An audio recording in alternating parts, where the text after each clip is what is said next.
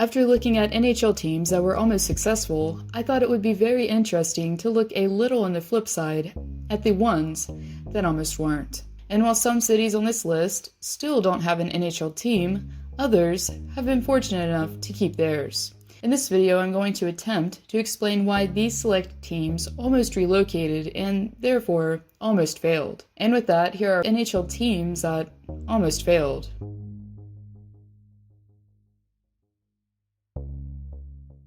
Now we all know about the trade that shocked the hockey world over 30 years ago as owner at the time, Peter Pocklington, exchanged a slew of players with the LA Kings with Wayne Gretzky as the main incentive. But what if I were to tell you that Pocklington not only swapped players while in oil country, but he almost swapped teams? Yes, you heard correctly. The 80s weren't such a bad decade in Edmonton, but things in Toronto at the beginning of the decade weren't the greatest, as they finished the 1980-81 season at the bottom of the Adams division, and with a losing record. And to make things even worse, their owner at the time, Harold Ballard, claimed to be in great financial trouble, and in 1981, according to Pocklington, called him inquiring about the prospect of swapping markets. Reason being, at the present time, as you would expect, along with a star player in the Great One filling the seats, the Oilers had recently moved to a brand new facility. Capping this off with the booming oil industry in Alberta, Ballard's plan didn't sound half bad, at least on his end anyway. And even though Maple Leaf Gardens was over a half a century old at the time, Pocklington couldn't help but entertain the thought of Gretzky, Messier, Coffey, and many others taking advantage of the hockey market in Toronto, and according to him, agreed to the switch. But instead of carrying out the verbal agreement, Ballard pulled out, and therefore we never received the opportunity of seeing Wayne Gretzky suit up for Toronto.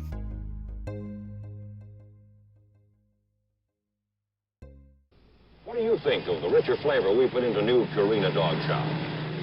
The new richer flavor, superb. Wunderbar. Tastes better than the old dog chow. Tastes great. What does it look like? Lots of flavor for a wee bit of money. As you might be wondering why, or how, a 1970s Purina Dog Chow commercial could possibly relate to the St. Louis Blues, the two actually had one thing in common.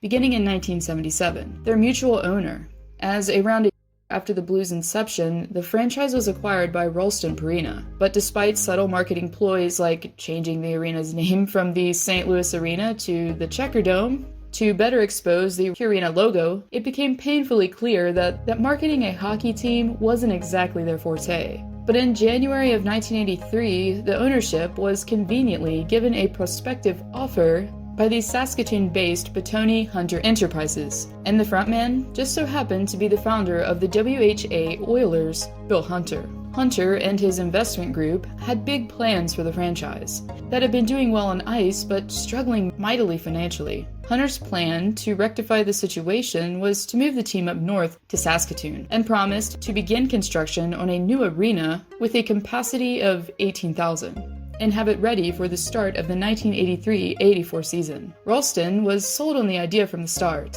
and authorized the deal on April 21st of 83. But around a month later, the NHL, after rejecting the proposal 15-3, reasoned that moving a team out from the large market of St. Louis wasn't in the best interest of the team.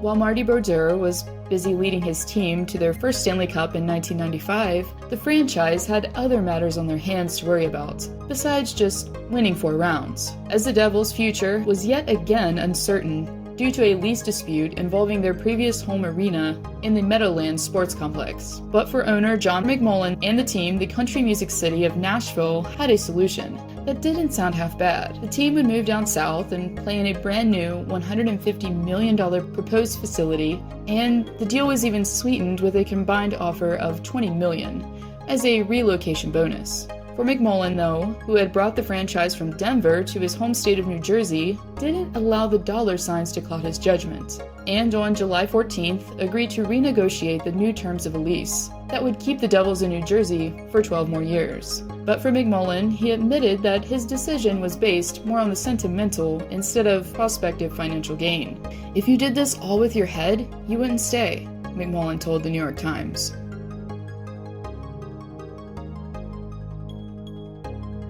In 2007, things were finally beginning to look up for Mario Lemieux and the Pittsburgh Penguins, on the forefront, as they had recently acquired Sidney Crosby, and Evgeny Malkin was in his debut season for the club. But things off ice weren't going quite as smooth for the franchise. The Igloo, which housed the Penguins since their debut season of '67, was deteriorating, while negotiations for a new arena with the state and local leaders were going nowhere for the club. And even though the team was shaping up nicely in the first half of the 2006-2007 season, Lemieux and the ownership group were forced to entertain offers for relocation. And after a couple offers fell through, the one that was closest to becoming reality was the relocation to Kansas City. The city was offering the Penguins its newly completed Sprint Arena to play in rent-free. Lemieux and a group of others even visited Missouri's largest city on January 3rd of 2007 to further entertain the idea. But thankfully for Pittsburgh, the Penguins organization eventually came to an agreement in March later that year, ensuring that the franchise would remain in the Steel City for many years to come. Tonight, I'm proud to announce that your Pittsburgh Penguins will remain right here in Pittsburgh where they belong. Thank you, Pittsburgh. Have a great night.